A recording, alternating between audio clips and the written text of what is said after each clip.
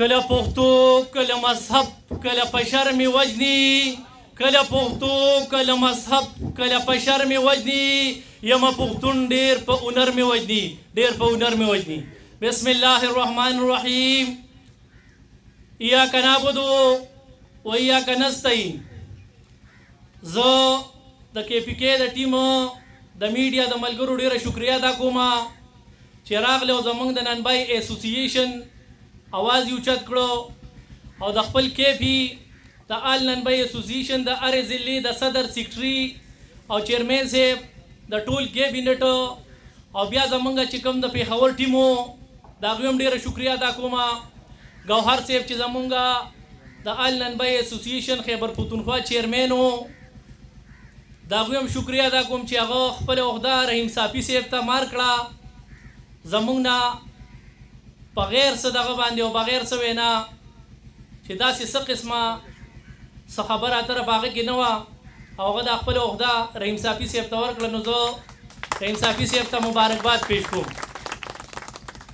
زمونږ سره چې په کیبینټ کې د اقبال صاحب یوسفزي زوی موږ سره په سینیر نایب صدر په عهده باندې راغی. زمونږ په زړه کې خو د هغه لپاره داسې دی چې هغه زمونږ د صوبې صدر دی. زمونږ احسان الله د پیښور چې موږ سره کوم په کیبینټ کې راغی د دوی هم شکریا ادا کوو او انشاءالله تعالی په پیښور کې چې دا کوم بداوی دی نو د دغه به موږ ملاتړ یو او ډېر ژر به کمیټې جوړه کړو چې دوی سره به دغه خبر هم حل کړو. زمونږ د نوښار دغه ملګري چې کوم زمونږ علي خان دی هغه څه اعتراضات وکړل نو زمونږ دپاره قابل قدر دی او زه ټولو ضلعو ته دا میسیج ورکوم چې کومې ضلعې کې چاته مسلې نو انشاءالله تعالی زما د صوبې عهدهداران او مونږ تاسو ته اینی ټایم اویلیبل یو څنګه چې اقبال یوسفزي ته د 11/22 په شکل باندې وو. را به شو خپل دوړو په مسله کې به یو څو خبرې وکړو. زمونږ چې کوم ریټ دی نن حکومت غواړي 120 ګرام او په 20 روپۍ باندې. زموږ خو د صوبې د تنظیم کم از کم یو 3 میاشتې وشوې چې موږ یو تنظیم جوړ کړی کیبینټ هم جوړ کړی دی په هرې ضلعې نه پکې په عهده باندې کسان اخیستي دي. خو په موجوده وخت کې که تاسو وګورئ نو نرخنامه صرف ننبۍ ته ایشو ده او ننبۍ ته اویزان ده په غاړه کې په دوکان کې هم نه ځکه چې غیر قانوني ده. په دغه نرخنامه کې زما د یو ډسټرکټ صدر جنرال سیکرټري چیرمین چا نه دی کینولی او نوټیفیکیشن جاری شوی دی. دغه خو موږ ته بالکل ناقابل قبول دی. دویمه خبره دا ده چې ته نرخنامه په ما باندې مني زه د هرې ضلعې DC صاحب ته وایم چیف سیکرټري صاحب ته وایم او پورټ سیکرټري صاحب ته وایم او چې کوم موجوده گورنر دی خیر پسه کې خو دی نه خو زه بس گورنر یې غنوم یې خو دی هغوی ته هم زه وایم چې ته ننبۍ ته نرخنامه الوټ کول غواړې په 1 نمبر به دا ډیلر ته اویزان کې څنګه چې ده ته په غاړه کې اویزان ده داسې به ورته په غاړه کې نرخنامه نوټیفیکیشن مخکې چې څنګه د پرایز کمیټې اجلاس کې دغه اجلاسونه به کولاو کې او دوی ته به نوټیفیکیشن نرخنامه چې د څو ورځې د ورکو یا به ننبۍ له هم ورکې. دغه نرخنامه چې کوم دا به په یو مل کې مرازوړنده کې چې کوم زما د خیبر پښتونخوا ننبۍ کوم پینونه استعمالوي د KP نه د پنجاب پینونه دا به هلته مرازوړنده کې. که چېرې داسې نه وي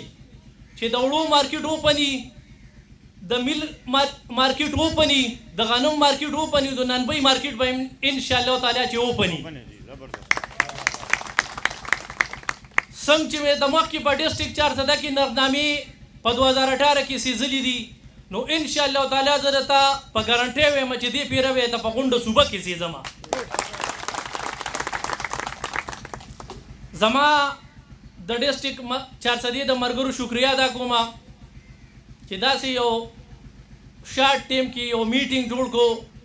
او د ډسټرکټ 4 صدر چې په دې سټیج نه کومه فیصله وکړه بالکل زه د دې د حمایت اعلان کوم.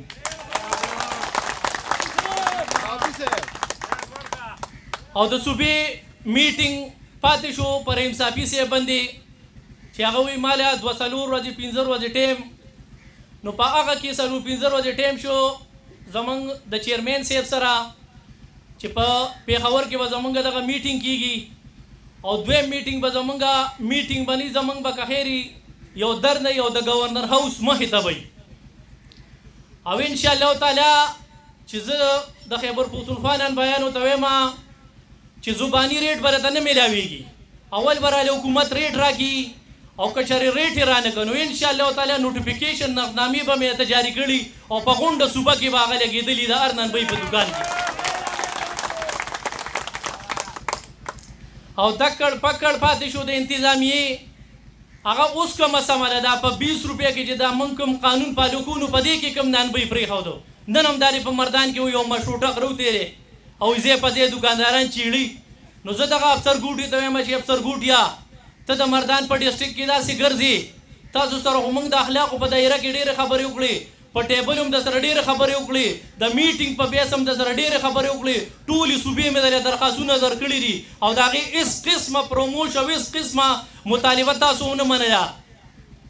نو زه د ټولې صوبې چې زموږ کوم ډي سي ګان صاحبان دي ډي اف سیان صاحبان دي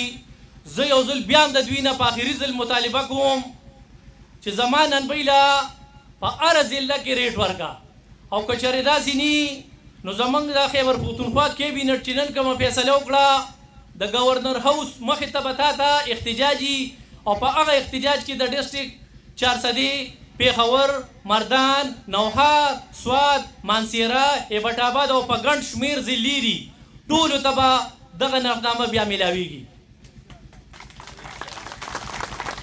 بل که تاسو منشیات ته وګورئ نو منشیاتو دپاره کم از کم یو محکمه د پولیس ډپارټمنټ زمونږ د پوډ محکمو نه تنګ یو دې خوا یې سیګان دي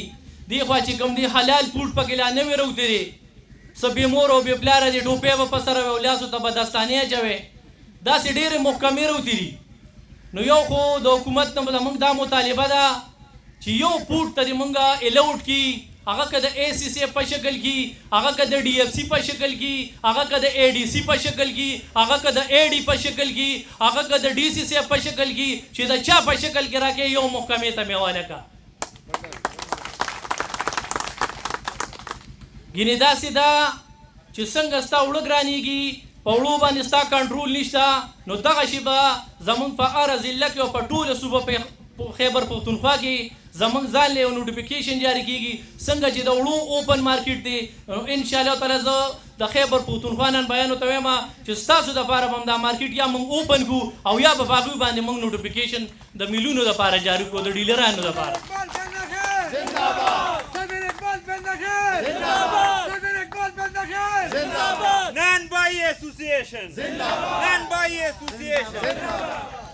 یو ځل بیا زه د خیبر پښتونخوا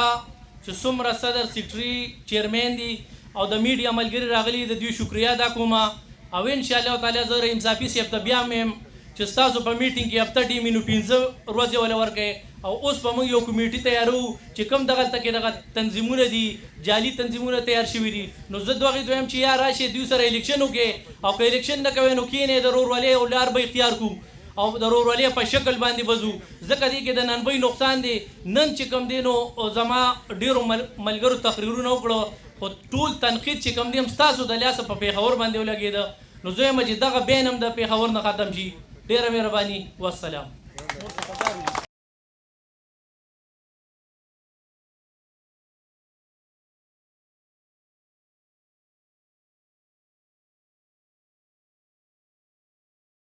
ریټ مې نه راغلی ما چې زم چې ریټ مې راغلی ریټ باندې ریټ ورکا आवाज وکړه بس ریټ ورکا درې زره الحمد او درې زره قل هو وای اقبال یوسفزي صاحب ته دعا وکړه